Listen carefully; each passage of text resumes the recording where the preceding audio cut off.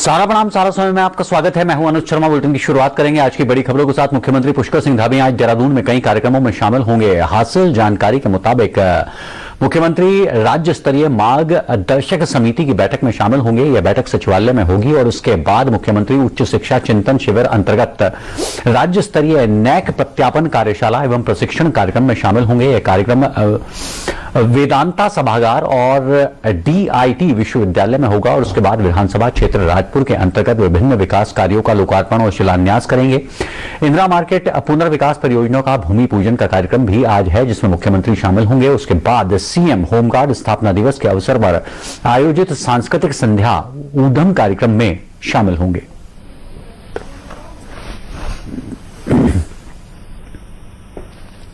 ताजा अपडेट के लिए राजधानी देहरादून से जुड़ चुकी है हमारी संवाददाता ज्योत्सना। ज्योत्सना, आज मुख्यमंत्री का क्या कुछ कार्यक्रम रहने वाला है?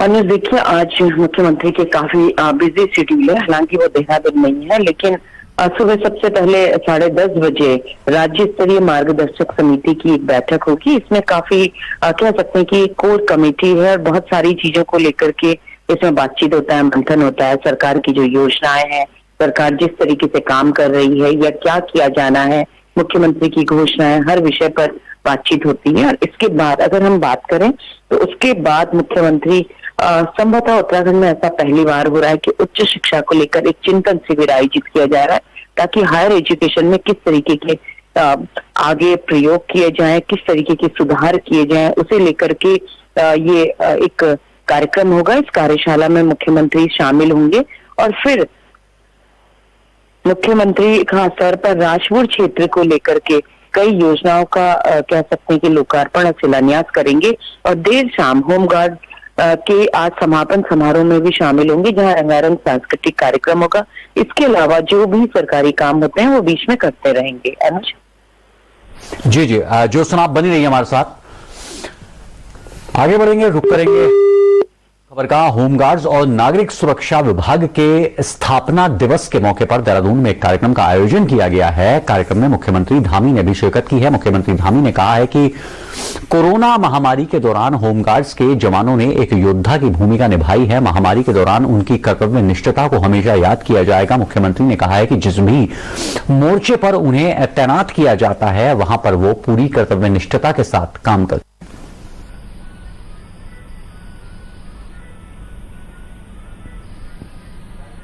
हमारे लिए बहुत चुनौतीपूर्ण यात्रा थी। 2 वर्षों बाद कोविड महामारी के बाद यात्रा प्रारंभ हुई थी और बहुत सारे काम अभी हमें और करने हैं।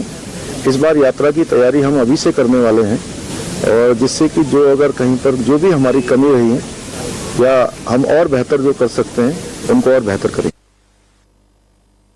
जितने एग्जिट पोल आए हैं, मैं हमेशा एक बात कहता हूं कि उससे कहीं और बेहतर परिणाम आए।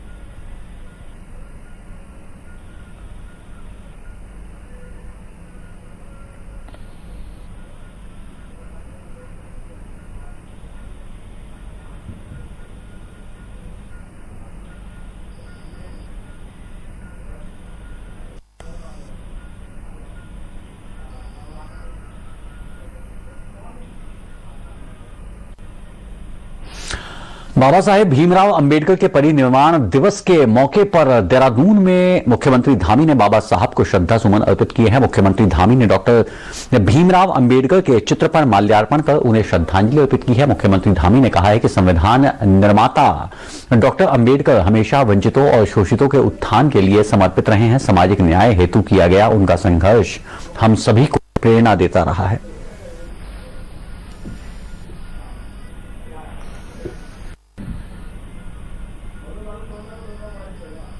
यहां वक्त हो चला एक छोटे से ब्रेक का। ब्रेक के उस पार भी खबरों का सिलसिला जारी रहेगा। आप चलते रहिए सहारा समय के साथ।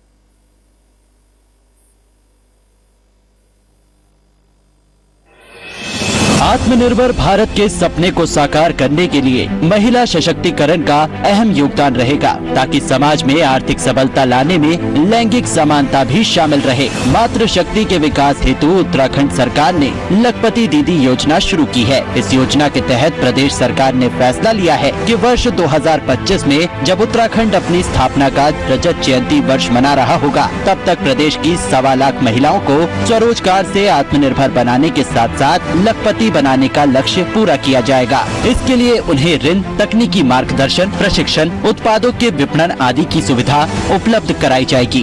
ग्राम्य विकास विभाग के माध्यम से महिला स्वयं सहायता समूहों को सशक्त बनाने के लिए बिना ब्याज के 5 लाख रुपए तक का ऋण मुहैया कराया जा रहा है। इसके अलावा स्वयं सहायता समूहों को जोड़कर स्थानीय उत्पादों को बढ़ावा देने के लिए भी हर संभव प्रयास किए जा रहे हैं। प्रधानमंत्री नरेंद्र मोदी ने भी चमोली जिले के माणा गांव में महिला स्वयं सहायता समूहों द्वारा तैयार किए जा रहे स्थानीय उत्पादों की जमकर प्रशंसा की है। आप जो हमारी माताएं बहनें, सेल्फ हेल्प ग्रुप की बहनें जो उत्पादन पैदा करती है, जो मसाला, वो पहाड़ी नमक, ये सारी चीजें मैं देख रहा था और पैकेजिंग वगैरह में मैं सचमुच में मेरा मन बड़ा प्रसन्न कर गया जी। माताओं बहनों को प्रणाम करता हूं, क्या बढ़िया काम किया आपने। इन महिलाओं को प्रोत्साहन देने हेतु प्रधानमंत्री ने उत्तराखंड आने वाले पर्यटकों और तीर्थ यात्रियों से अपील की है कि वे संपूर्ण यात्रा व्यय में से 5% हिस्सा स्थानीय उत्पादों की खरीदारी में खर्च करें। मुख्यमंत्री धामी ने स्वयं सहायता समूह के माध्यम से एक वर्ष में 1 लाख रुपए से अधिक की आय अर्जित करने वाली महिलाओं को लखपति दीदी के रूप में सम्मानित किया है। लखपति दीदी योजना से खुलेंगे समृद्धि के द्वार। महिला सशक्तिकरण को तत्पर उत्तराखंड सरकार।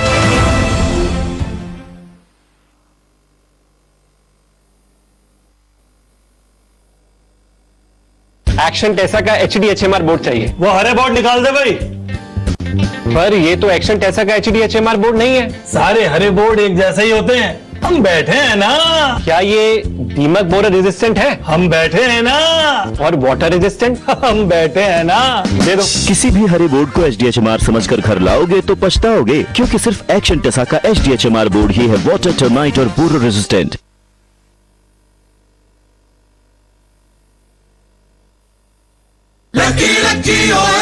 ओकाई इलेक्ट्रिक स्कूटर लेकर आए हैं लकी ओए लकी ऑफर। स्क्रैच करो कूपन और जीतो निश्चित इनाम। Car, laptop, LED TV, smartphone, microwave, silver coin और कैश ही कैश। तो कूपन स्क्रैच करो। अब Okaya fast F2B e scooter सिर्फ 89,999 में।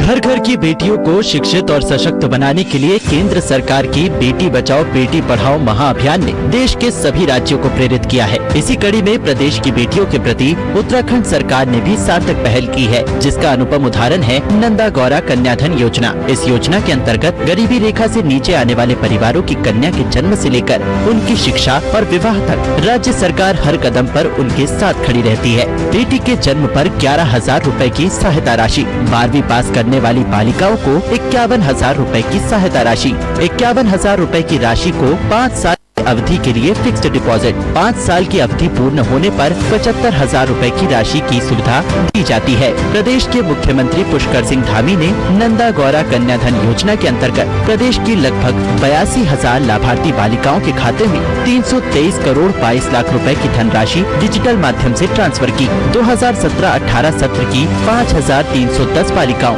2018-19 सत्र की 460 बालिकाओं, 2019-20 सत्र की 1,567 बालिकाओं, 2020-21 सत्र की 16,210 बालिकाओं, 2021-22 सत्र की 56,177 बालिकाओं को सीधे तौर पर लाभान्वित किया गया। इसके अलावा मुख्यमंत्री ने नंदा गौरा योजना पोर्टल का उद्घाटन भी किया है। बेटियों को मिले अच्छी शिक्षा और अवसर अपार, महिला सशक्तिकरण को समर्पित उत्तराखंड सरकार।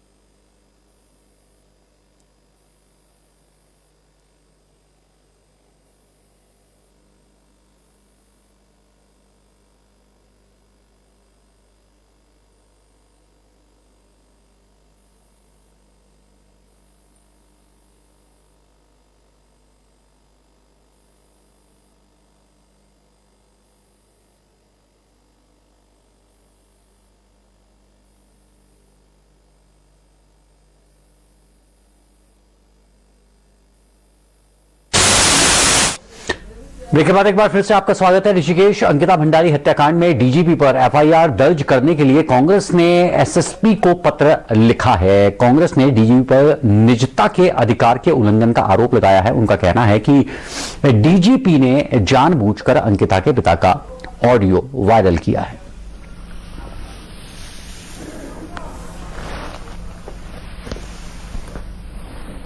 ताजा अपडेट के लिए हमारे साथ जुड़ चुके हैं हमारे संवाददाता राजधानी देहरादून से संदीप नेगी। संदीप, अब तक की जांच में क्या कुछ खुलासा हुआ है? एसआईटी अपनी चार्जशीट के दौरान किस नतीजे पर पहुंची है? अब तक की जांच किस ओर इशारा कर रही है? जी देखिए, क्योंकि कांग्रेस लगातार जब से अंकिता भंडारी मर्डर केस हुआ है उसके दिन से लगातार ही मुद्दा उठा रही कि आखिरकार पूरे मामले की सीबीआई जांच हो, लिहाजा वो सड़क हो या फिर सदन हो या तमाम उन जगहों पर लगातार कांग्रेस प्रदर्शन करती आ रही है, जिसमें कि कांग्रेस का ये कहना है कि इस पूरे मामले की सीबीआई जांच हो। लेकिन अब कहीं ना कहीं कांग्रेस ने एक बार फिर से एक नया दांव जो खेला है, कह सकते हैं कि सीधे तौर पर अब जो प्रदेश के मुखिया हैं डीजीपी अशोक कुमार है, उनको लेकर ही सीधे तौर पर कांग्रेस ने आरोप लगाए हैं। और कुल मिलाकर एसएसपी को भी एक पत्र दिया जा चुका है, एसएसपी देहरादून दलित सिंह कोवर को, जिनमें कहा गया है कि इनके द्वारा जो अंकिता के जो पिता थे उनके जो बातचीत का जो ऑडियो था वो वायरल कर दिया गया था, यानी कि उसे पुलिस के पेज पर डाल दिया गया था, जो उनका जो ऑडियो था जिसमें कि अंकिता के पिताजी और डीजीपी अशोक कुमार की बात हुई थी। तो ऐसे में ये निजता के अधिकार का उल्लंघन का ये मामला है और इस मामले में चूंकि डीजीपी अशोक कुमार पर सीधे तौर पर ये कहा गया है कांग्रेस के द्वारा ये कार्य उनके द्वारा जानबूझकर कर दिया गया है और कहीं ना कहीं ये जो जांच है उसको प्रभावित करने के लिए ये पूरा कार्य कर दिया गया है। तो ऐसे में कहीं ना कहीं कांग्रेस ने अब एसएसपी दलित सिंह कोवर को एक पत्र सौंपा है, जिसमें उन्होंने कहा है कि डीजीपी अशोक कुमार पर प्राथमिकी दर्ज की जानी चाहिए, यानी कि मुकदमा दर्ज होना चाहिए, क्योंकि उन्होंने निजता के अधिकार का उल्लंघन किया है। और कुल मिलाकर अब इसमें कह सकते हैं कि कांग्रेस अब लगातार इस पर अपना जो कार्य करती हुई दिखाई दे रही है। उनका सीधे तौर पर ये पहले तो ये कहना था कि इस पूरे मामले की सीबीआई जांच कर दी जाए, लेकिन सीबीआई जांच पर अभी हालांकि सरकार ने संस्तुति नहीं दी है पूरे मामले में। अभी इसकी एक एसआईटी बनाई गई है जिसमें कि आईपीएस रेणुका देवी है, डीआईजी है, उनके नेतृत्व में इसकी पूरी जांच कर दी जा रही है। और ये भी बताया गया है पूरे मामले में पुलिस प्रशासन द्वारा कि जल्द ही 10 दिनों के भीतर इस मामले में एक चार्जशीट वहां पर तैयार कर ली जाएगी और ये कोर्ट में जल्द ही दर्ज कर दी जाएगी। यानी कि कुल मिलाकर आरोप पत्र एक जल्द ही दाखिल कर लिया जाएगा, जिसकी समय सीमा 10 दिनों के अंदर रखी गई है। लेकिन उससे पहले ही कांग्रेस ने एक नई बात सामने लाई है। उन्होंने सीधे तौर पर कहा है कि जो डीजीपी अशोक कुमार ने जो ऑडियो था वो जानबूझकर वायरल किया है, जिसमें की जो जांच थी वो लगातार चली आ रही थी। लेकिन ऐसे में कहीं ना कहीं जब इस तरह की बातें सामने आती हैं तो जांच भी संदेह के घेरे में जरूर आ जाती है। लिहाजा एसएसपी को एक पत्र लिखा गया है। हालांकि अभी इस मामले में पुलिस की ओर से कोई बयान सामने नहीं आया है कि किस तरह की इसमें कार्रवाई होगी, क्या इसमें मुकदमा लिखा जाएगा। हालांकि फिलहाल मुकदमे की पेशकश जरूर कांग्रेस ने की है, लेकिन देखने वाली बात रहेगी कि क्या पुलिस प्रशासन डीजीपी के खिलाफ इस प्रकार का मामला दर्ज करता है या फिर पुलिस की ओर से क्या बयान आता है कि आखिरकार उनके द्वारा जो ऑडियो है वो क्यों वायरल कर दिया गया था। क्योंकि जब अंकिता भंडारी का जो मर्डर केस की वाली बात सामने आई थी तो उनके पिता के साथ डीजीपी अशोक कुमार ने वार्तालाप किया था, जिसमें सीधे तौर पर उन्होंने कहा था कि हम जल्द ही इस मामले का पूरी तरह से हस्तक्षेप करेंगे और किसी भी प्रकार की जो तमाम जो दिक्कतें हैं, चीजें हैं, वो बिल्कुल पूरी तरह से साफ हो जाएंगी। और इसी चीज को उन्होंने इस ऑडियो को उन्होंने अपने पुलिस के पेज पे डाला था। तो लेकिन कांग्रेस का यही कहना है कि इस तरह का जो ऑडियो है वो उन्हें जारी नहीं करना चाहिए था। ये सरासर निजता का अधिकार का उल्लंघन है, लिहाजा उनकी ओर से ये मुकदमा दर्ज करने की कार्रवाई कर दी गई है। जी, आप पूरी खबर पर निगाह बनाए रखेंगे। तमाम अपडेट्स के लिए आपके पास लौटेंगे संदीप। फिलहाल आपका बहुत बहुत शुक्रिया। नैनीताल में ग्वाल सेवा संस्थान ने युवाओं को नशे से दूर रखने के लिए एक अनोखी पहल की शुरुआत की है। ग्वाल सेवा संस्थान ने दूध का काउंटर लगाकर नशा छोड़ो दूध पियो का नारा दिया है। इसका लक्ष्य है कि युवा नशा छोड़कर दूध पिए। समाज में इस समय स्मैक ब्रांड इंजेक्शन समेत कई किस्म के नशे मौजूद हैं। ये नशा युवाओं को खोखला बनाता जा रहा है और इसलिए लोगों को जागरूक करने के लिए ग्वाल सेवा संस्थान ने दूध का काउंटर लगाकर लोगों को दूध दिया है और नशा छोड़ो दूध पियो का नारा भी दिया है। बढ़ता नशा समाज में निरंतर पीड़ादायक बनता जा रहा है, कहीं ना कहीं हमारे लिए त्रासदी के रूप में भी अब दिखाई दे रहा है। हम लोगों ने आज यहाँ पर नैनीताल के युवाओं ने एक प्रयास किया है कि जो लोग नशा करते हैं, ऐसे कई लोगों से हमने आज संकल्प करवाया कि वो नशा नहीं करेंगे और नशा छोड़ो दूध पियो कार्यक्रम हमने एक अभियान यहाँ पर शुरू किया और इस अभियान को हम आगे तक बढ़ाना चाहते हैं। लोगों से चाहते हैं कि लोग इससे जुड़े और किसी प्रकार से समाज से नशा खत्म हो, ये हम चाहते हैं। ऊधम सिंह नगर के जसपुर में नादेही शुगर मिल के बंद होने से किसानों को भारी परेशानी हो रही है। तकनीकी खराबी के कारण पिछले 5 दिनों से शुगर मिल बंद पड़ी हुई है। जसपुर के विधायक आदेश चौहान ने किसानों के समर्थन में मिल प्रशासन से बातचीत की है। हालांकि मिल प्रशासन का कहना है कि अभी जो पार्ट्स खराब हैं उसे ठीक करने में 1 हफ्ते का समय लगेगा। विधायक आदेश चौहान ने जिलाधिकारी से बात कर समस्या के तुरंत समाधान की बात कही है। उनका कहना है कि जब तक मिल नहीं चलती है तब तक किसानों का गन्ना दूसरी मिलों में भेजा जाए ताकि किसानों को उनकी फसल का उचित दाम मिल सके। उधर मिल प्रशासन किसानों की फसल को अन्य मिलों में भेजने की कार्रवाई कर रहा है।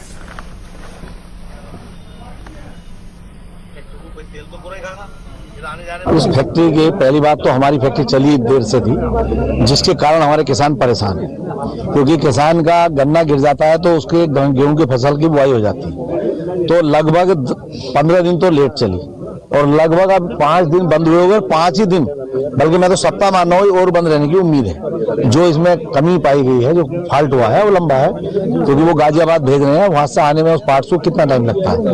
तो मेरी जिलाधिकारी महोदय से बात हुई है कि जो गन्ना हमारा छिल गया या जो पड़ा इसको बाकी में शिफ्ट किया जाए, उसके लिए हमारे ठेकेदार तैयार है। तो वो कह रहे हैं भाई हमारा वहां का भाड़ा दिया जाए, तो वो तो उनकी जायज मांगे, भाई उनके किलोमीटर बढ़ जाएंगे तो उनका भाड़ा बढ़े। एक हमारे किसानों की मांग ये है कि भाई हमारी 54 कुंटल पर्ची है, अगर हम यहाँ से 54 कुंटल वहां लेके जाते हैं तो हमारा ट्रैक्टर तेल पूरा खाएगा और हमारी जो है किराया ज्यादा पड़ेगा।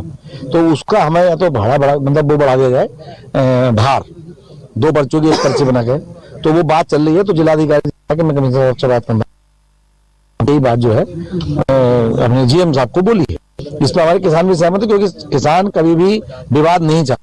टरबाइन में फैक्ट्री चल रही थी, कोई दिक्कत नहीं थी, चलाई थी। अचानक टरबाइन में समस्या हुई, इसके अल्टरनेटर में समस्या हुई, अल्टरनेटर बदला गया, टरबाइन में समस्या कुछ आई है, इसमें प्रॉब्लम आई है। इंजीनियर इसका होता है, जानते तो नहीं, बताया उन्होंने, इंजीनियर ने टरबाइन नया देखा उन्होंने, इंजीनियर क्या होता है, रोटर इसका है। इंजीनियर जो है उसमें कुछ ब्रेक है, कुछ टूटा है, भेज दिया गया है, ठीक करने के लिए चला गया आदमी, तो 2 दिन टाइम लगेगा। और इंजीनियर जो है रोटर बुला रखा है, शाम को भी आएंगे तो जो रोटर देखेंगे अपना वो, तो उसके बाद जो है उसको सोल्यूशन निकालेंगे और 3-4 दिन चल जाएंगे, हम लोग कर लेंगे। टाइम लगेगा इसमें, होता है, टेक्निकल इशू होते हैं, क्योंकि वो सबकी बस की बात नहीं होती है, और इंजीनियर देखते हैं इसको है। तो कल रात बेंगलोर बात में हुई थी, जो त्रिवेणी वाले इंजीनियर साहब हैं त्रिवेणी के, उनसे बात हुई तो उन्होंने फोन आया उनका, शाम को उनका जो इंजीनियर वाला रवादा में है काम कर रहा है, वहाँ शाम को जाएंगे, यहाँ पे देखेंगे उसका रात से ही हमने जो है डम ट्रांसफर कर दिया, गन्ना हम डम हो रहा है, और जो गन्ने डाइवर्ट भी कर रहे हैं, जो गन्ने डाइवर्ट कर रहे हैं। हल्द्वानी के नजदीक काठगोदाम हैड़ा खान मार्ग पिछले 1 महीने से बंद पड़ा है। भूस्खलन के चलते मार्ग बंद होने से करीब 120 गांवों का संपर्क हल्द्वानी से कटा हुआ है। लोगों की परेशानी को देखते हुए नेता विपक्ष यशपाल आर्या ने प्रभावित क्षेत्रों का दौरा किया है और सांकेतिक उपवास रखा है। नेता विपक्ष के साथ कांग्रेस कार्यकर्ता और स्थानीय लोग मौजूद रहे। इस दौरान नेता विपक्ष के मार्ग को जल्द से जल्द खोलने की मांग की गई है। यशपाल आर्या का कहना है कि ग्रामीणों के सामने खाद्यान्न का संकट गहराता जा रहा है। उन्होंने आरोप लगाकर कहा है कि सरकार मस्त है और जनता त्रस्त है। यशपाल आर्या ने कहा है कि यदि जल्द ही मार्ग को नहीं खोला जाता तो आंदोलन तेज किया जाएगा। इस दौरान वहां से गुजर रही बारात का दूल्हा भी धरना स्थल पर पहुंचा और उसने भी धरने को अपना समर्थन दिया। काठगोदाम हैड़ा खान सानी सिविलिया बैंड, जिसका निर्माण कांग्रेस सरकार में गया था, स्वीकृति हुई और निर्माण कार्य पूर्ण हुआ। लेकिन दुर्भाग्य है आज इस क्षेत्र की महान जनता का, जिससे इस सड़क मार्ग से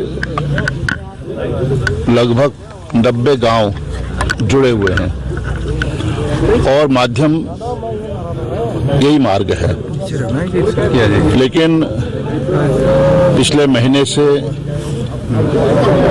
ये सड़क पूरी तरह क्षतिग्रस्त हो चुकी है, आवाजाही बंद हो चुकी है। जो बीमार हैं, गंभीर रूप से बीमार हैं, वो अपना उपचार नहीं करा पा रहे हैं। हमारी बहनें अस्पतालों में नहीं जा पा रही हैं। और जो मुख्य फसल है यहाँ की खेती का, जो मुख्य जरिया है खेती, अदरक है, अन्य सब्जियां हैं, दालें हैं, उसको भी वह बाजार में ले जाने में असहाय हो चुके हैं। ये तो सड़क तो बहुत काफी टाइम से टूटी है, मगर ये बहुत टाइम से बनी नहीं है। तो इसमें क्या कर सकते हैं, पैदल यात्रा करनी पड़ेगी सभी को। कोटा बाग से पथोली जाना है। पसोली गाँव। अभी पैदल कितना बता रहे हैं? पैदल है 5-6 किलोमीटर।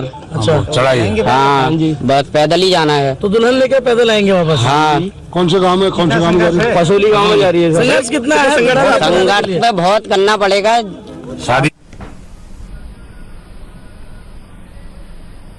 तो फिलहाल इस बुलेटिन में इतना ही। ताजा तरीन खबरों के लिए आप लॉगिन कर सकते हैं हमारी वेबसाइट samalive.com। सहारा प्रणाम।